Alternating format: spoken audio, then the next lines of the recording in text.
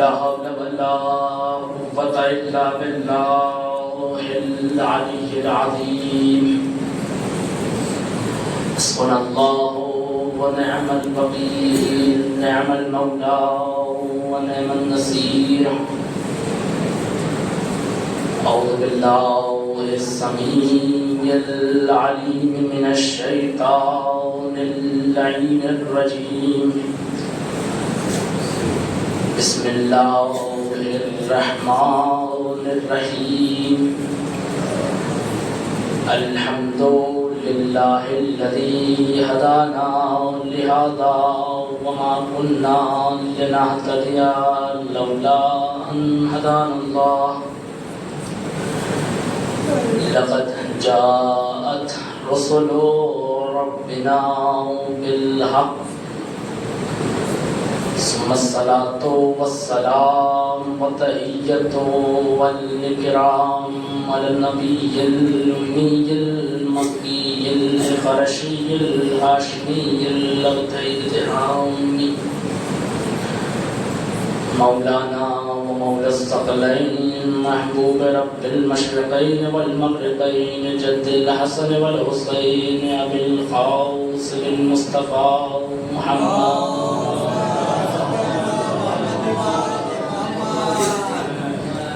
وعلى آل بيته الطيبين الطاهرين المعصومين المظلومين المنتخبين المنتجبين. ولعنة الله على أعدائهم وقتلتهم وغاصب حقوقهم ومنكر فضائلهم ومصائبهم وعطشهم أجمعين من يومنا هذا إلى صباح يوم الدين. أما بعد، فقد قال الله تعالى وتبارك في كتابه الكريم وهو أصدق الصادقين وقوله الحق. بسم الله الرحمن الرحيم. إن علينا للهدى. صلوات محمد وعلى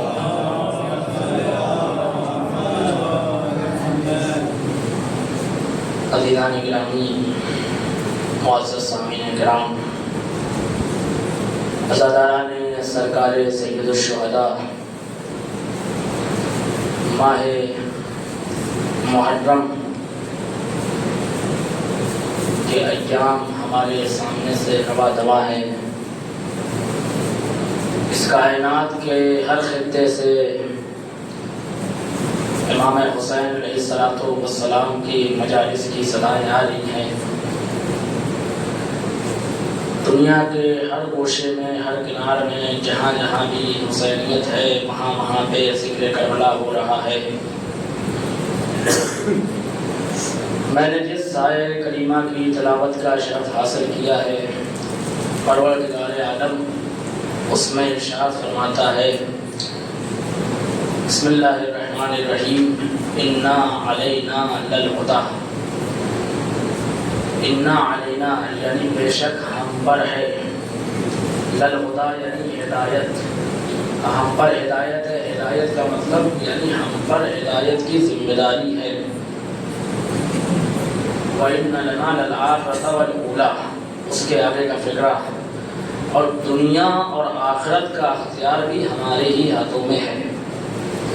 ایک قانون اللہ نے روز اول سے بتا دیا کہ دیکھو، اگر کسی کو کوئی ہادی بنائے گا تو وہ صرف ذات الہی بنائے گی. اگر کسی کو کوئی رہبر بنائے گا تو وہ صرف ذات الہی بنائے گی، اور کسی کو یہ اختیار ہدایت دینے کا، رہبر بنانے کا نہیں ہے. اور ہدایت کی ذمہ داری بھی ہے اور آخرت کا اختیار بھی ہے. کس کے ہاتھ میں ہے؟ اللہ کے ہاتھ میں ہے. اب میں اس کو تھوڑا سا اس میں موضوع کو جو ہے تشریح کرتا چلوں کہ جو ہدایت ہوتی ہے وہ ہدایت دو طریقے کی ہوتی ہے. ہدایت کا مطلب ہوتا ہے کہ راستہ دکھا دینا. جب انسان کسی کو راستہ دکھاتا ہے تو اس کے دو طریقے ہیں. عربک بلاغت کے اندر جب اس کی ڈیفینیشن بیان ہوتی ہے تو وہ کہتے ہیں کہ دو طریقے سے راستہ دکھایا جاتا ہے. ایک کا نام ہے اراۃ الی الطریق اور دوسرے کا نام ہے ایصال الی المطلوب. دیکھیے اراۃ الی الطریق کیا ہے؟ اراۃ الی الطریق کا مطلب ہوتا ہے کہ راستہ بتا دینا. میں جیسے ہی یہاں پہ موڑ کو اترا میں نے کہا بھیا مجھے برہم پورہ کی مسجد میں جانا ہے. تو ہمیں کوئی صاحب ملے اور کہنے لگے آپ یہاں سے رائٹ لیجیے پھر لیفٹ لیجیے پھر رائٹ لیجیے آپ پہنچ جائیں گے. تو اس کا مطلب ہوا اراۃ الی الطریق، یعنی صرف راستے کا بتا دینا. توجہ چاہتا ہوں. اور ایک چیز ہوتی ہے ایصال الی المطلوب، مطلوب تک پہنچا دینا. ہم نے ان سے کہا کہ بھیا آپ کو یہاں جانا ہے، انہوں نے کہا آپ چلیے ہمارے ساتھ گاڑی پہ بیٹھیے ہم آپ کو چھوڑ دے رہے ہیں. تو یہ ہوا راستے تک پہنچا دینا. تو پروردگار عالم نے جس ذمہ داری لی ہے، جس ہدایت کی ذمہ داری ہے، وہ کون سی ہدایت ہے؟ کہا کہ دیکھو ہم نے جو ہدایت کی ذمہ داری لی ہے وہ صرف راستہ دکھانا نہیں ہے بلکہ مقصود تک پہنچانا ہے. ہم اگر کسی کو ہادی بنائیں گے تو وہ مقصود تک پہنچائے گا. ہم اگر کسی کو رہنما بنائیں گے تو وہ جو ہے آخری منزل تک پہنچائے گا. اور اسی لیے پروردگار عالم نے اس ہدایت کا انتظام روز اول سے ہی کیا. پہلا انسان جس کو بھیجا وہ صرف انسان نہیں تھا بلکہ پہلا نبی بنا کے بھیجا.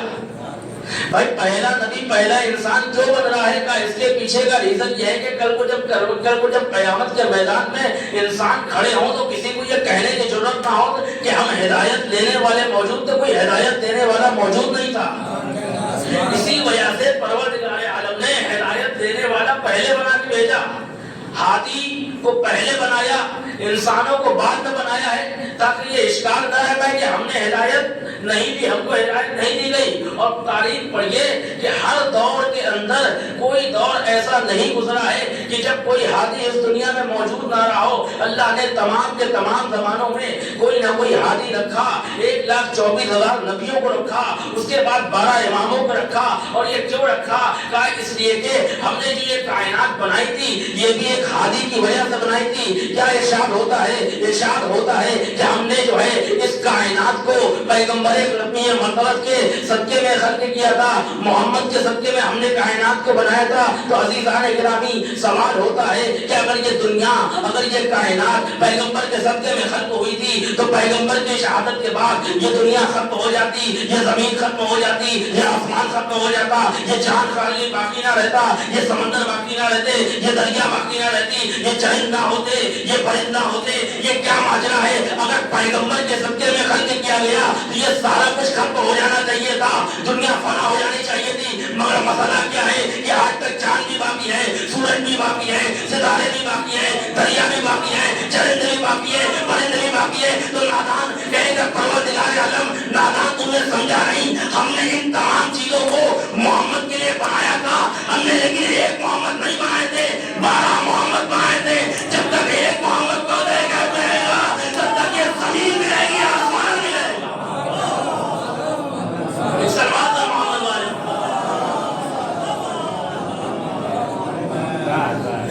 ہم نے 12 محمد بنائے تھے. اور یہ ہماری بات نہیں ہے، پیغمبر کی حدیث ہے اولنا محمد، اوسطنا محمد، آخرنا محمد، وکلنا محمد. میرا پہلا بھی محمد ہے، میرا اول بھی محمد ہے، میرا اوسط بھی محمد ہے، میرا آخر بھی محمد ہے. ہم سب کے سب محمد ہیں. میں کہوں گا یا نبی اللہ آپ علی کے بارے میں بھی تو کہہ سکتے تھے کہ اولنا علی، اوسطنا علی، آخرنا علی، وکلنا علی. یہ بھی تو کہہ سکتے تھے. پیغمبر کے نادان آج تک دنیا ایک علی کو نہ سمجھ پائی ہے، آج تک دنیا ایک علی کو سمجھ نہیں پائی ہے. اگر سب کو میں علی کہہ دیتا یہ سب کنفیوز ہوتے.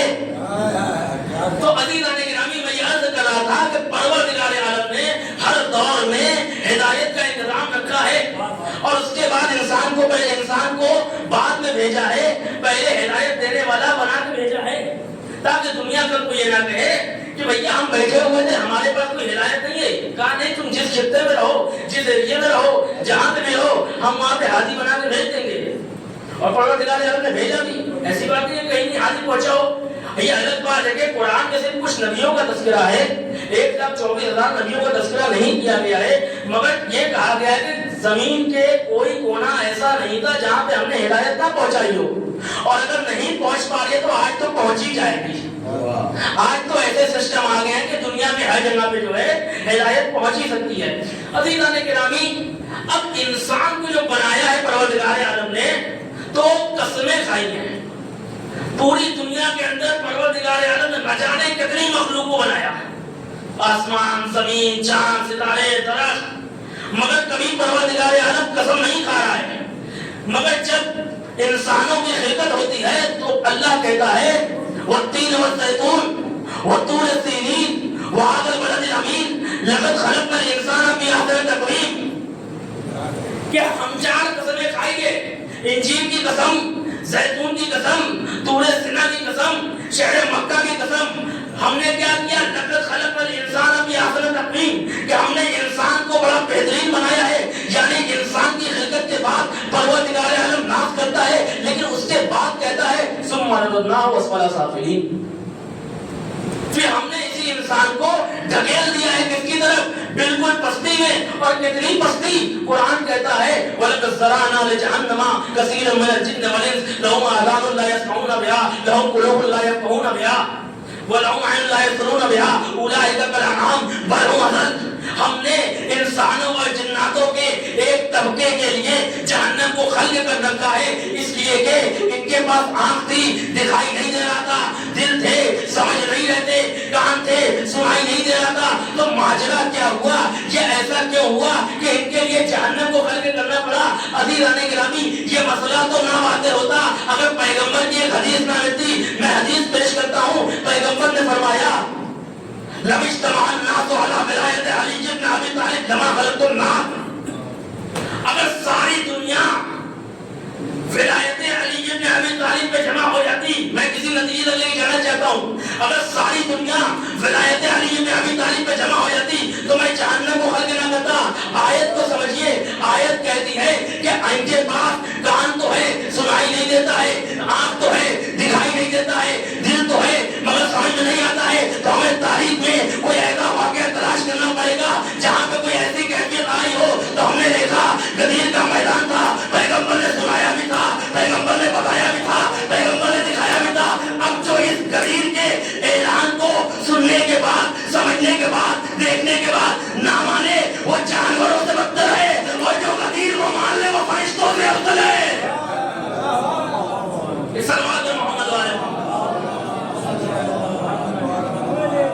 اور یہ ایسے ہی ہے، ولایت اتنی بڑی چیز ہے کہ حدیث قدسی ہے لو اجتمع الناس علی ولایت علی بن ابی طالب لما خلقت النار۔ اور اس کے پیچھے کا واقعہ تو بہت اچھا ہے۔ جناب سلمان پیغمبر کی خدمت میں ہے، اور اس کے بعد جناب سلمان سے پیغمبر کہتے ہیں، فرماتے ہیں کہ اے سلمان، آج علی کی ایک ایسی فضیلت لے کر آیا ہوں نا، اگر کوئی بھی انسان سن لے تو برداشت نہ کر پائے۔ اب اتنا کہنے کے بعد پیغمبر خاموش۔ اب سلمان محب علی، دل میں دھڑکن دے کہ کسی طریقے سے ہم کو یہ حدیث مل جائے بس۔ ایک مرتبہ جناب سلمان کہتے ہیں یا نبی اللہ، ہمیں وہ حدیث بتا دیجئے۔ کہا نہیں سلمان، تم سے برداشت نہیں ہوگا، تم کسی اور کو بتا دو گے۔ تو جناب سلمان کہتے ہیں نہیں، میں کسی سے نہیں بتاؤں گا۔ پیغمبر نے کہا نہیں بتاؤ گے؟ کہا ہاں نہیں بتائیں گے۔ تو ایک مرتبہ جناب سلمان سے پیغمبر کہتے ہیں کہ سنو، میں نے حدیث قدسی میں پروردگار عالم نے کہا کہ لو اجتمع الناس علی ولایت علی بن ابی طالب لما خلقت النار، اگر ساری دنیا ولایت علی پہ جمع ہو جاتی تو میں جہنم کو خلق نہ کرتا۔ اب اتنا سننا تھا، جناب سلمان کے دل میں کہاں رہ گئے بات۔ اب جناب سلمان بے چین ہے، ادھر ٹہل رہے ہیں، ادھر ٹہل رہے ہیں، کس کو بتائیں؟ پیغمبر سے میں نے کہا کہ بتانا کسی کو نہیں ہے، لیکن فضیلت بھی ایسی ہے کہ چھپا نہیں سکتے، فضیلت ایسی ہے کہ چھپا نہیں سکتے۔ اتنا سوچنے کے بعد مدینے سے باہر آتے ہیں، مدینے سے باہر آنے کے بعد ایک کنواں دکھائی دیتا ہے، اس کنویں کو جاتے ہیں، اس کنویں کے اندر پانی نہیں ہے، اس کے آس پاس بنجر ایریا ہے، کوئی ہریالی نہیں ہے۔ اب جناب سلمان کہتے ہیں کیوں نہ میں اس کنویں کے اندر اپنے سر کو ڈال کے یہ فضیلت بیان کر دوں۔ اب جناب سلمان تاریخ کہتی ہے، توجہ چاہتا ہوں آخری مجمع تک۔ اب جناب سلمان ایک مرتبہ کنویں کے اندر اپنا سر ڈالتے ہیں اور یہ حدیث پڑھتے ہیں لو اجتمع الناس علی ولایت علی بن ابی طالب لما خلقت النار۔ اب عزیزو اس کے بعد کیا ہوا؟ جیسے ہی یہ حدیث پڑھی ہے نا، اس کنویں کے اندر پانی بھرنے لگا، اور اتنا پانی بھرا کہ پانی بھرتے بھرتے کنویں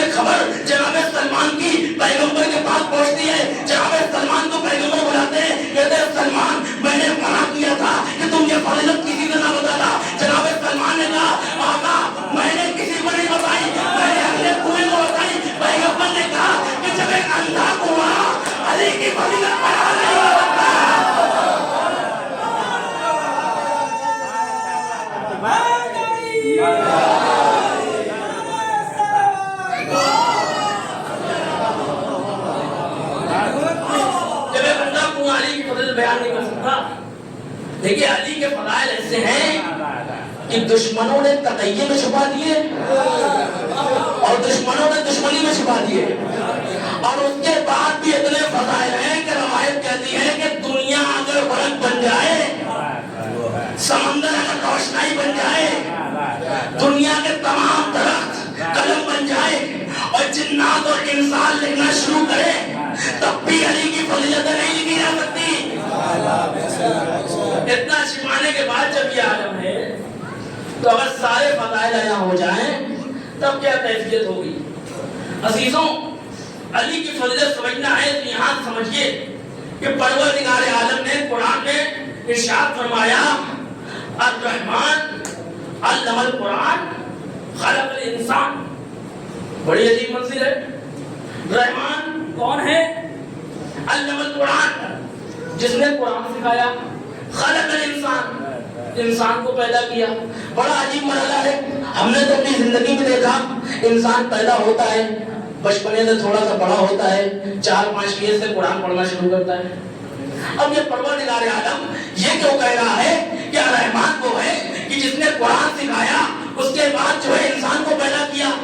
مطلب سمجھ میں آیا, جو دنیا میں انسان ہے ہمارے ساتھ کیا ہوتا ہے, یہی نہ ہوتا ہے ہم پیدا ہوتے ہیں, کچھ دنوں کے بعد قرآن کی تعلیم حاصل کرتے ہیں, پھر قرآن جو 10-11 کی ایج میں کمپلیٹ ہوتا ہے. لیکن یہ کون سا انسان ہے کہ جس نے قرآن پہلے پڑھا ہے پہلا بات میں ہوا ہے, قرآن پہلے پڑھا ہے پہلا بات میں ہوا ہے. عزیزان گرامی, اس کے لیے ہمیں دنیا کو دیکھنا پڑے گا. یہ بتائیے انسان پہلے پیدا ہوا یا سورج پیدا ہوا؟ تمام چیزیں دنیا کی سب پہلے ہیں. سورج پہلے ہے, انسان بعد میں ہے. چاند پہلے ہے, انسان بعد میں ہے. ستارے پہلے ہیں, انسان بعد میں ہے. درخت پہلے ہیں, انسان بعد میں ہے. یہ سمندر پہلے ہے, انسان بعد میں ہے. آسمان پہلے ہے, انسان بعد میں ہے. اب عزیزوں, اس کو سمجھنے کے لیے جو انسان کی کوالٹی پروردگار عالم سورہ رحمان میں فرماتا ہے کہ رحمان وہ ہے جس نے قرآن سکھایا پھر انسان کو خلق کیا, اس کو سمجھنا ہو تو کیسے سمجھے؟ کہا دیکھو اگر تمہیں کوئی ایسا واقعہ نظر آ رہا ہے جو سورج کو پہچا دے, کوئی ایسا انسان نظر آ رہا ہے جو چاند کے تو دورے کر دے, کوئی ایسا انسان نظر آ رہا ہے جو ستارے کو بنا دے, سمجھ لو وہ وہی انسان ہے کہ جو قرآن پہلے پڑھا ہے پیدا بعد میں ہوا ہے, پیدا بعد میں ہوا ہے. اب یہ بات حدیث اور روایات کی تو ہے نہیں, بلکہ اس میں گڑی ہوئی بات تو ہے نہیں, بلکہ اس کا ثبوت بھی ہے. کہا ثبوت دیجئے کہ اللہ نے جو کہا قرآن میں, قرآن کی آیات ہے. اہلا گہرا مولوی حدیثوں کو کہہ سکتا ہے کہ جھوٹی ہے, قرآن کا کوئی مخالف نہیں ہے.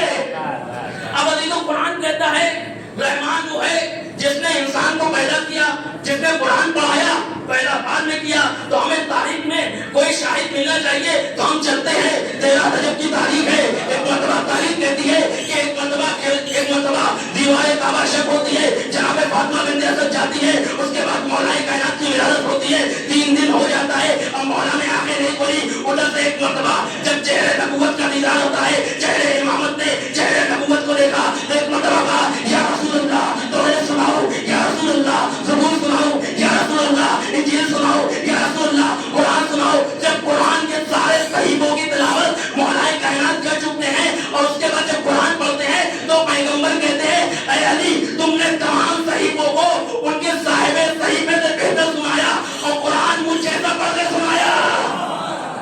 اب علی تو کچھ لوگ کہتے ہیں کہ یہ کہاں سے آپ بات لے کے چلے آئے, علی کو کہاں قرآن آتا تھا؟ اگر قرآن علی کو آتا تھا تو نبی کو پہلے بتانا چاہیے تھا. ان کے لیے ایک شعر پڑھتا ہوں, ہر شخص سے کسی بات کو پاتا ہی کہا تھا. جو کہتے ہیں پیغمبر کو قرآن سنانا چاہیے تھا, تو یہ مثال سمجھ پائیں گے. ہر شخص سے کسی بات کو پاتا ہی کہا تھا, ذہنوں میں کوئی بات سناتا ہی کہا تھا. قرآن بھلا کس کو سناتے ہی محمد, قرآن کسی اور کو آتا ہی کہا تھا.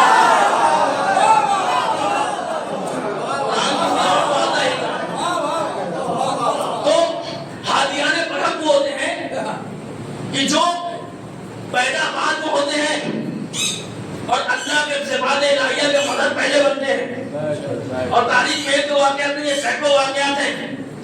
اور یہی وجہ ہوتی ہے کہ جتنے بھی نبی ہیں سب سے افضل ہوتے ہیں, جتنے بھی انبیاء ہوتے ہیں سب سے افضل ہوتے ہیں.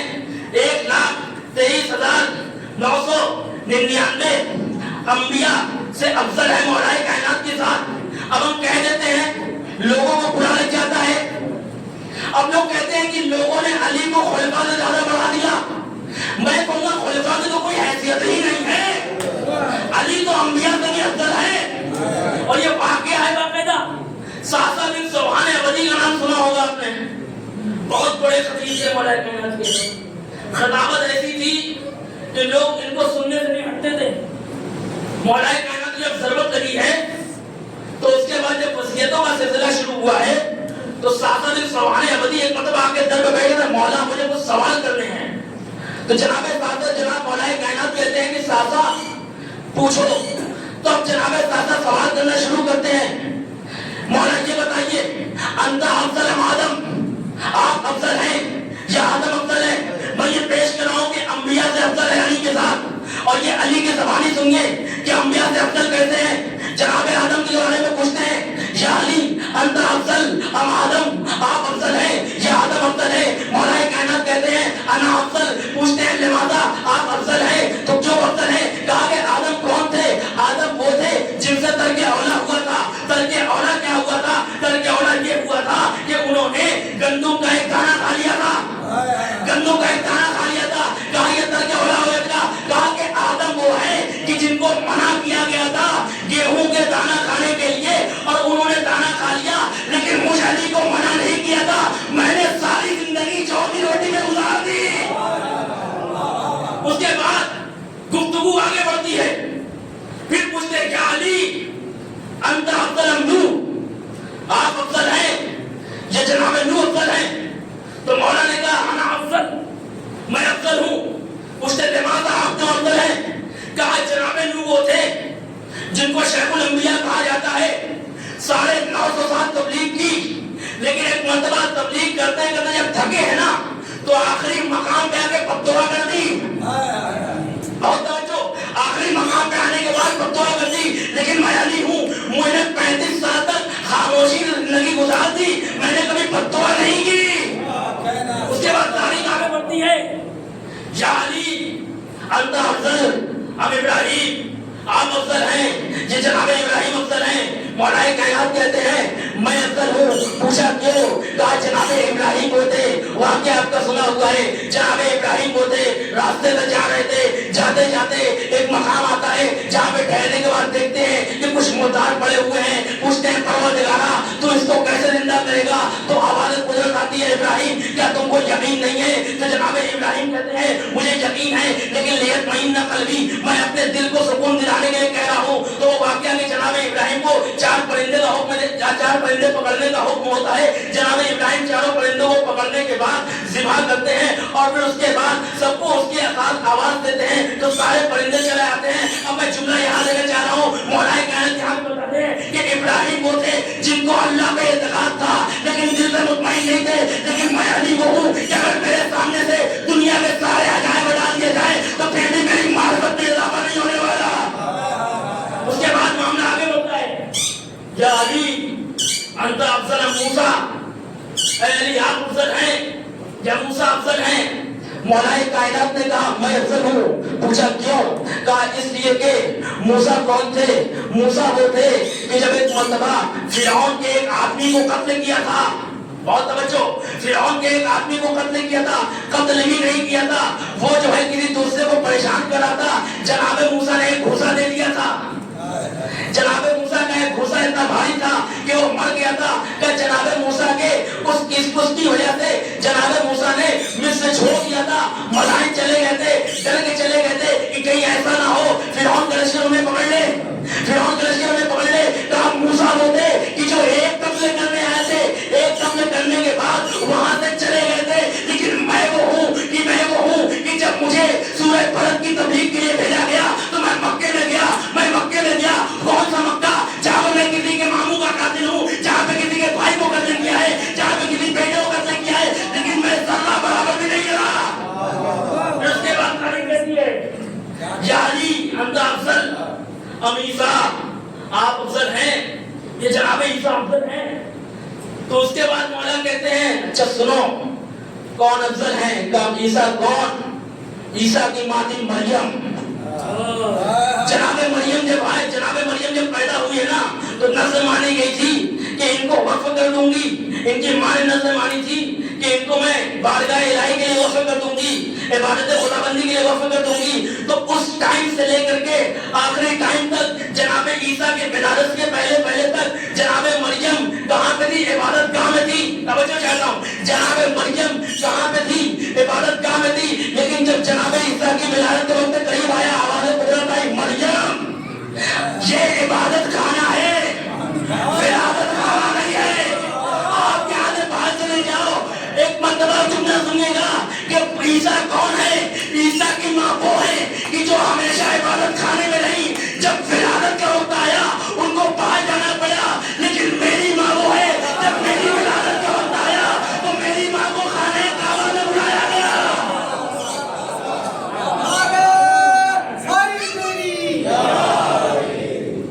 جناب عیسیٰ کی ماں کو عبادت خانے سے بھیجا گیا. لیکن علی کی فضیلت یہ ہے کہ خانے کعبہ میں ولادت کے لیے بلایا گیا.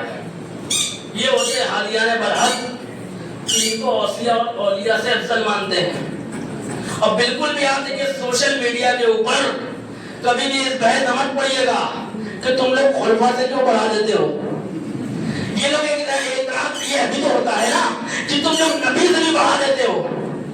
کہتے ہیں کہ تم لوگ علی کو نبی سے زیادہ افضل مانتے ہو. میں کہوں گا آپ کے سرکار سوچنے کی غلطی ہے, آپ کے سمجھنے کی غلطی ہے. کیوں؟ اس لیے کہ آپ کے نبی ہمارے نبی میں بہت فرق ہے. آپ نبی کو 40 سال بعد نبی مانتے ہیں, ہم نبی کو پیدائشی نبی مانتے ہیں. آپ نبی کو جو گنہگار مانتے ہیں, ہم نبی کو معصوم مانتے ہیں. آپ نبی سے ساری غلطیاں کروا سکتے ہیں, ہم نبی سے کوئی غلطی کا امکان نہیں سمجھتے. آپ کا نبی آپ جیسا ہے, ہمارا نبی وہی نور ہے. تو انسان اپنی کش فہمی سے دیکھے گا تو دوستوں کی تو فضیلت لگے گی ہی.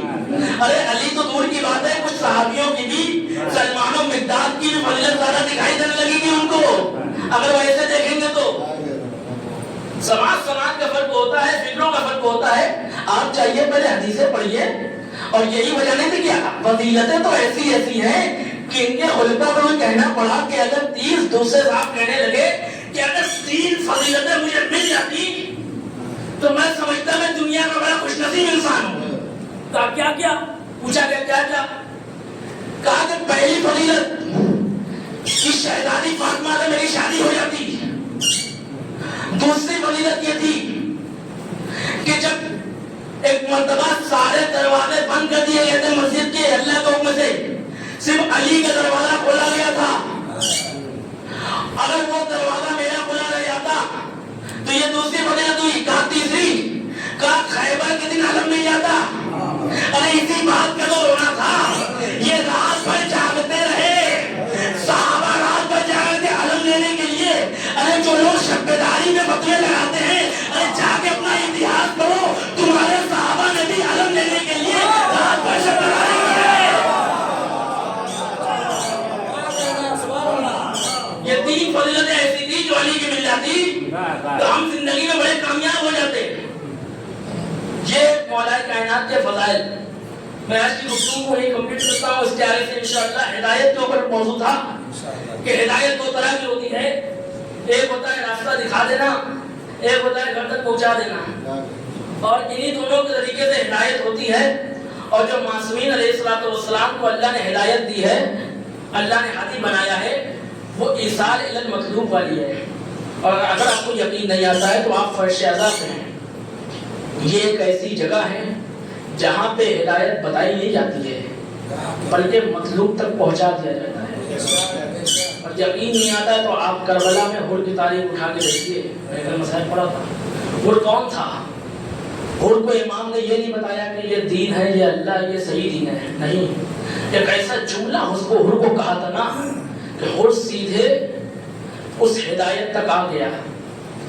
جملہ میں شارٹ کر دوں, ایک رات میں جو حور لعنت اللہ ہونے والا تھا وہ حور علیہ السلام ہو گیا. حسین کی ہدایت ہے اور آج تک حسین ہدایت دے رہے ہیں. اور کیسی کیسی ہدایت دی حسین نے, میں نے 1-2 واقعہ ذکر کیا تھا. کربلا میں لوگ چلے آ رہے ہیں, مختلف مذاہب کے لوگ, مختلف فرقے کے لوگ حسین کی آزادی کے لیے چلے آتے ہیں اور پتہ چلتا ہے کہ بعد میں یہ شیعہ ہو گئے. ارجوکم اللہ، یہ ہم تک مجلس حسین پہنچی ہے، میں نے عرض کیا آسانی سے نہیں پہنچی ہے. ہم کو چاہیے کہ جتنا ہو سکے اپنا وقت فرش اعضاء پہ گزارے. باہر رہنا دیکھیے، باہر رہ کر مجلس سننا اس میں کوئی غلط بات نہیں ہے، ثواب ملے گا، لیکن ہماری ذمہ داری ہوتی ہے کہ ہم فرش اعضاء پہ آئیں. یہ 10 دن ہماری زندگی کا ایسا دن ہوتا ہے نا، میرا یہ عقیدہ ہے جس انسان کو اپنی پوری زندگی مانگنا ہوتی ہے نا، وہ 10 دن میں مانگ سکتا ہے. رہبر معظم فرماتے تھے کہ میں تو پورے ایران کا رزق یا عزائے فاطمیہ میں مانگتا ہوں یا محرم کے 10 دنوں میں مانگتا ہوں. یہ ایسا فرش ہے، اس میں ہر انسان اپنے گھر دوار سب کچھ چھوڑ کے اپنے وطن کو لوٹاتا ہے. کیوں؟ تاکہ غریب الوطن کا ماتم کر سکے. عزیزوں، آج میں اس کا مسائل پڑھنے والا ہوں جس کو ایک دوست بہت آسانی سے سمجھ سکتا ہے. ایک جملہ کہوں، ہمارے ساتھ کبھی کبھی ایسا ہوتا ہے کہ زندگی میں بڑی مشکلات ہوتی ہیں، بہت سارا مشکلات ہوتی ہیں. نہ ہم گھر والوں سے کہہ سکتے ہیں، نہ ماں سے کہہ سکتے ہیں، نہ باپ سے کہہ سکتے ہیں، کسی سے نہیں کہہ سکتے ہیں، نہ بیوی سے، نہ بچوں سے، کسی سے نہیں کہہ سکتے ہیں. لیکن ہم کسی سے نہیں کہتے ہیں، لیکن ایک مرتبہ فون لگاتے ہیں کس کے پاس؟ دوستوں کے پاس. بھائی بھائی کا رشتہ دیکھیے الگ ہوتا ہے، لیکن آپ لوگ بھی سب لوگ جانتے ہیں کہ جب کوئی بڑا مسئلہ آتا ہے نا تو ہم لوگ سوچتے ہیں گھر والوں بتائیں گے تو ٹینشن ہو جائے گی، تو ہم کس کو فون لگاتے ہیں؟ دوستوں کو فون لگا دیں. کیوں؟ اس لیے کہ آپ کو پتا ہے کہ دوست جو ہوتا ہے نا وہ ریڑھ کی ہڈی کی ہی طرح ہوتا ہے، وہ بھائی ہی کی طرح ہوتا ہے. کچھ دوست ایسے ہوتے ہیں جو ان سے بڑھ کے ہوتے ہیں، گھر والوں سے بڑھ کے ہوتے ہیں. انسان اس کو اپنی مشغولیاں بتاتا ہے. یہی وجہ تھی تو حسین نے اب تک سب کچھ کیا تھا لیکن خط نہیں لکھا تھا.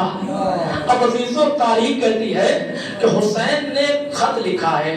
جب ادھر لشکر پہ لشکر آ رہے تھے نا، جناب زینب نے ایک جملہ کہا، بھیا دشمنوں کے لشکر پہ لشکر آ رہے ہیں، کیا ہماری طرف سے کوئی نہیں آنے والا؟ تو حسین نے ایک خط لکھا، اور اس خط کا مضمون پڑھیں گے. اس خط میں یہ نہیں لکھا حبیب آجا حسین بلا رہا ہے، امام بلا رہا ہے، نہیں، امام نے اپنا منصب نہیں بتایا ہے. امام نے لکھا کہ حبیب اگر تمہارا بچپن کا دوست کربلا کے میدان میں نرگے آدھا میں گھرا ہوا ہے. اجرکم اللہ، تاریخ نے لکھا کہ یہ خط جو ہے امام کا قاصد لینے کے بعد ایک مرتبہ جب کوفے پہنچتا ہے نا، دیکھیں کوفے کا ماحول سمجھیے گا، کوفے میں کرفیو لگا ہوا ہے. عزیزوں، بڑی سے بڑی، بڑے سے بڑے اچھا دوست بھی جو ہے نا مصیبت میں ساتھ نہیں دیتا ہے. وہ اگر ماحول ایسا ہو کہ کوفے جیسا ماحول ہو، کوفے کا ماحول پتہ ہے آپ کو، اگر کوئی نکل جا رہا ہے اور ہلکی سی بھڑک بھی ہو جا رہی ہے نا کہ یہ شیعہ ہے، یا تو اس کو قتل کر دے رہے ہیں یا تو اس کو جو ہے زندان میں ڈال دے رہے ہیں. اس ماحول میں قاصد حسین حبیب کے گھر پہنچتا ہے. اب جب دروازہ کھٹکھٹایا ہے نا تو ایک مرتبہ تاریخ کہتی ہے حبیب اس وقت جو ہے کھانا تناول فرما رہے تھے. ایک مرتبہ دروازہ کھولا، کہا کون؟ کہا انا فرید الحسین، میں حسین کا قاصد ہوں. اب جیسے ہی مولا کا نام سنا ہے نا، اللہ، جیسے ہی مولا کا نام سنا، ایک مرتبہ خط کو لیا، آنکھوں سے لگایا، پھر دیکھا مولا حسین نے لکھا ہے میرے بچپن کے دوست حبیب، ارے تیرا دوست کربلا کے میدان میں نرگے آدھا میں گھرا ہوا ہے، ارے جتنا جلدی ہو سکے مدد کو آ جاؤ. لو عزیزو، حسین نے خط کو لیا، واپس آ گئے، دسترخوان پہ بیٹھے. زوجہ نے پوچھا کون تھا؟ کہا کہ حسین کا خط آیا ہے. کہا حسین کیا کہہ رہے ہیں؟ کہا کربلا میں نرگے آدھا میں گھرے ہوئے ہیں، ارے مدد طلب کر رہے ہیں. زوجہ نے پوچھا کیا ارادہ ہے؟ کہا کہ کوفے کا حالات بڑے سخت ہیں، کوفے کے حالات بڑے خراب ہیں، کیسے جاؤں؟ اب زوجہ نے سننا تھا، ایک مرتبہ چراغ میں آ گئی. کہا حبیب ارے تمہیں زہرا کا لال بلا رہا ہے اور تم نہیں جا رہے ہو، جو یہ چوڑیاں تم پہنو، میں حسین کی مدد کرنے کے لیے جا رہی ہوں. ادھر حبیب نے کہا ہائے زہرا کے لال کی مصیبت، ارے زوجہ بھی، ارے زوجہ بھی ان کی جان دینے کے لیے تیار ہے. لوگوں تاریخ نے لکھا حبیب نے اپنے غلام سے کہا کہ تم بڑا جگہ پہ لے دہوار پہ آ کر کے کھڑے رہو، میں کچھ دیر میں آتا ہوں. تاریخ کہتی ہے کہ حبیب کو آنے میں تھوڑی سی تاخیر ہوئی. ادھر کیا دیکھا کہ رہوار کی آنکھوں میں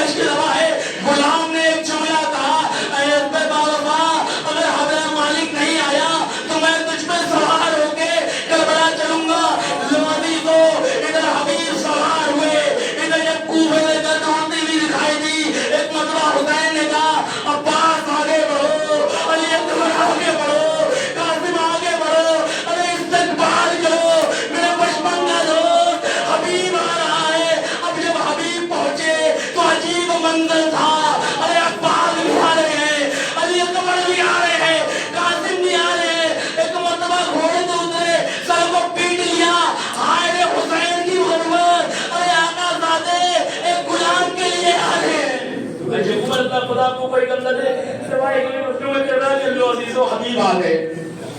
اب جب حبیب آ گئے نا, ایک جملہ سنیے گا ذرا, محسوس کر پائیے, کریے گا. حبیب آئے ہیں, امام حسین سے ملاقات ہوئی, اس کے بعد یہ خبر جو ہے نا دھیمے دھیمے خیمے تک گئی, شہزادی تک. جناب زینب کے کانوں میں جب یہ خبر پہنچی ہے نا تو جناب زینب نے کہا اے حبیب, ارے تیرا بڑا تمہارا بہت شکریہ, اس لیے کہ اب تک صرف دشمنوں کے لشکر آ رہے تھے, کوئی ہماری طرف نہیں آ رہا تھا. اجب اللہ, حبیب نے جب یہ سنا ایک مرتبہ سر کو بیٹا, ہائے شہزادی, ارے مجھے شکریہ بھولی. تاریخ کہتی ہے کہ شب عاشور تھی.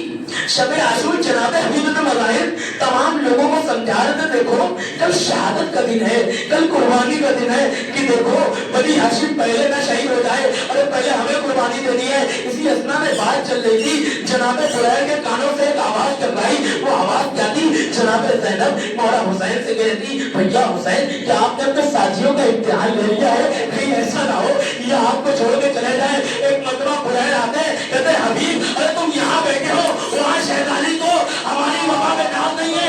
ایک مرتبہ عجیب فرقہ لکھتے ہیں مقبل. اس کے بعد کیا ہوا, سارے صحابی حسین ایک مرتبہ اپنی تلواروں کو لیتے ہیں, اپنے سر پہ اپنے گردن پہ رکھتے ہیں, اور شہزادی کے خیمے میں بات کرتے ہیں, اے شہزادی, اگر ہماری وفا میں ناز نہیں ہے, یہ ہمارا سر ہے, یہ ہماری تلوار ہے.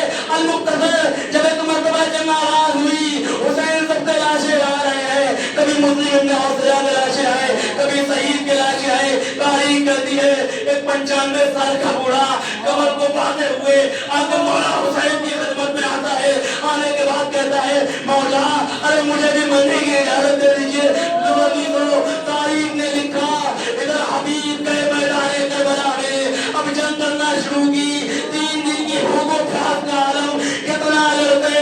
ایک مرتبہ زمین کربلا میں آئے, آواز دی, اپنے حبیب کا آخری سلام قبول کیجیے.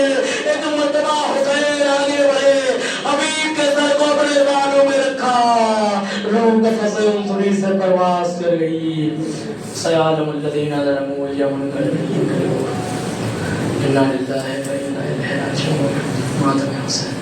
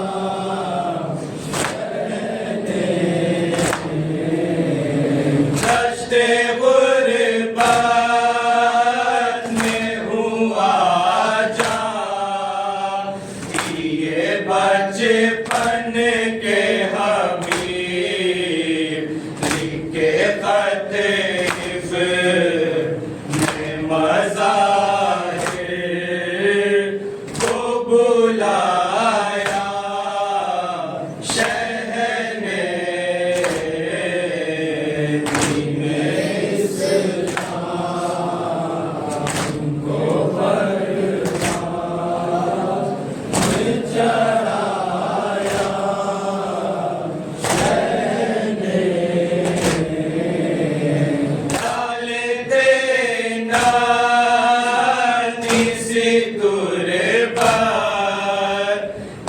کہاں سے پانی ابرے